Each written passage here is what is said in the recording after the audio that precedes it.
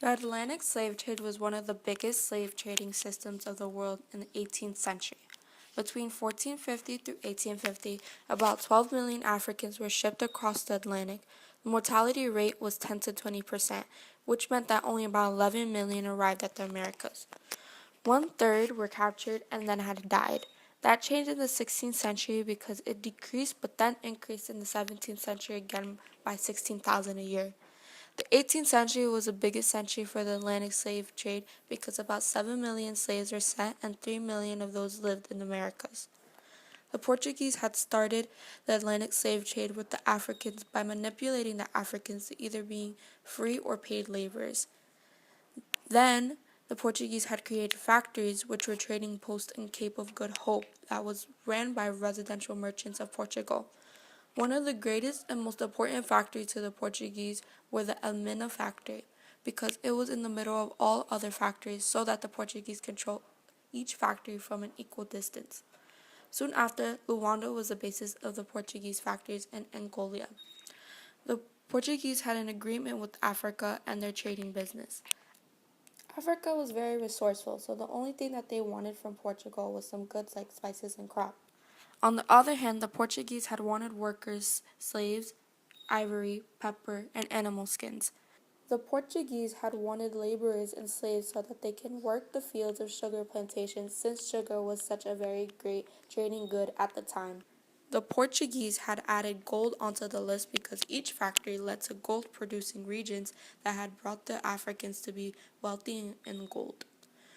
For this newfound gold, the Portuguese and the Africans had decided to have a secret slave trade so that no one else can be as rich as them. Their trade that was secretive provided them both to have more contact and collection points. At this point in the 17th century, the Portuguese were the leading power in trade. This had changed when the Portuguese and the Congo had exchanged ambassadors. Since they had an exchange, the ruler of the Congos, Nzinga Mvemba, had wanted to destroy the Atlantic slave trade because the Atlantic slave trade was made up of some Congo citizens as slaves. The Congo were at first all right with these slaves, but when an eyewitness shared to everyone about the uploading of slaves in Portugal, the Congo did not approve. This eyewitness explained how the Portuguese were heartless souls and that the slaves looked like they were pleading for help. Nzinga Mamemba had almost succeeded in stopping the slave trade of the Atlantic Ocean, but the Congos did not have as many resources as the Portuguese did. However, the people of the Congo did get what they wanted by the trans-Saharan slave trade rising in the 17th century. Many were now using the trans-Saharan slave trade because it was used by everyone and they had open and direct channels for trade so that it can be spread through every region. In the late 18th century, the Portuguese were replaced as the best in trading by the Dutch, English, French, and others, so the Atlantic slave trade had finally collapsed. At the dawn of the Atlantic slave trade, Portuguese ships had migrated and pushed for the West African coast and finally reached the Cape of Good Hope. Upon reaching the coast, the Portuguese had established factories and trading posts. One of the major trading posts was Elmina, which was located in the heart of the gold-producing region of the forest zone. While many attempted to attack and raid them, they were protected due to their improvement with the cannons, and this prevented them from any attacks. As the Portuguese exploration continued, they furthermore went southward toward the Cape of Good Hope and beyond in the 16th century. Many contacts were made with the early Mabundu peoples, which was located south of Congo during the 1520s. A permanent settlement was then established, which was called Luandu. Luandu was established in the 1520s south of Congo and was the basis for Portuguese colony of Angola. With the increase of firearms and weaponry, this allowed them to establish a strong military and allowed these states to increase and expand upon their neighbors.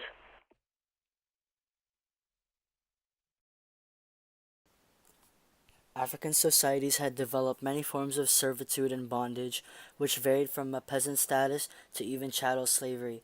Aristotle, in which he claimed slavery as property with a soul. African states were most of the time non-egalitarian, which was disapproving of belief in human equality, especially with respect to social, political, and economic affairs. The lands or plantations were owned by a ruler, or the state slaves were used servants, concubines, soldiers, administrators, and field workers. Despite many variations throughout the African societies with the fact that slaves were sometimes promoted or was able to attain new positions of command and trust, they were either placed in important or inferior positions. Although slaves were used in many ways in African societies, domestic slavery and the extension of lineages through the addition of female members remained important in society.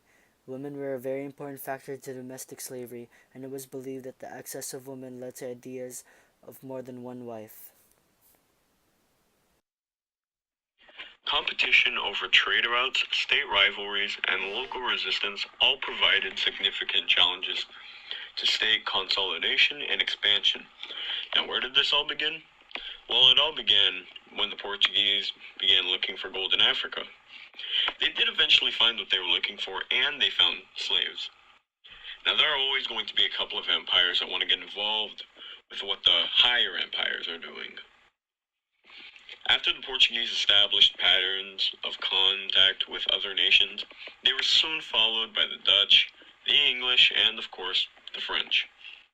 But a notable rival of the Portuguese was the Zulu. As their control expanded, a series of campaigns and forced migrations led to constant fighting as other people sought to survive by fleeing, emulating, or joining the Zulu, of course. These wars were known as the Mfecane, and it revolutionized political organization of southern Africa. The Zulu raided the Portuguese on the coast, clashed with the Europeans to the south, and they fought with neighboring chiefdoms all around. Rulers used a variety of methods to legitimize and consolidate their power. A great example would be legitimizing power through contact with other nations. This fortified trading stations, created a combination of force and diplomacy, and created alliances with local rulers. In the 1500s, the Portuguese contacted the Congo rulers in hopes of converting them to Christianity. They were successful, and the king Nzinga Mavemba attempted to convert all of the kingdom to Christianity. Portugal was even able to infiltrate African culture by appearing in the bronzes of Benin and the carved ivory sculptures. This all gave the Portuguese more power because they were able to take advantage and enslave the converts. Mavemba tried to end the slave trade. However, he was only partially successful because of Portugal's control of Congo's ability to communicate with the outside world and its dominance over Congo's trade. States treated different ethnic and religious groups in ways that utilized their economic contributions while limiting their ability to challenge the authority of state. Religion was a great way for rulers to justify their actions. Rulers literally bent the ideals of a religion, so he/she would never be wrong. The demographics of both Africa and the Americas greatly changed due to the increase in slave trade. The Europeans had a high demand for workers on the plantations because not many of the natives were used to these type of harsh environments, and also they needed slaves for mining. So more slaves were being brought into uh, South America and Central America. And in the early 17th century, blacks completely outnumbered Europeans and the natives combined in Lima, Peru. Also, in Jamaica and Saint Domingo, African slaves made up 80% of the population, and in Brazil, slaves and free colored people made up 2/3 of the population. So, clearly, Africa or Africans and African slaves heavily changed these areas, and I guess the people that were living there, because they were pretty much taking over the land and population, even though they had no power, so they couldn't, I guess, take over the land, but they were growing in increasing numbers. Islam was the dominant religion of East Africa and Sudan. Uh, what happened? What Islamic people have done is at the end of the 18th century, what they were doing was they were doing a thing called Islamization, in which they were going around all of Africa and pretty much trying to convert people to religion of Islam. And so they would just go out and they would pretty much try to change everybody to Islam. And because these people were so weak, the Africans, they barely had any power, and they were just they had nothing pretty much. So it was so easy to take them over or take over them. So they got control of them very quickly. And at the beginning of the 1770s, the Muslim reform movements began to sweep Sudan, and there were religious brotherhoods advocating purifying Sufi variant of Islam, extending their influence throughout Muslim trade networks in Senegambia and the Western Sudan. So, because these Islamic countries were taking over this land and converting all these people to Islam, um, they were actually turning the Africans into slaves in Africa. And what they would do is what they would make goods to be traded, and they would give them to the main Islamic countries.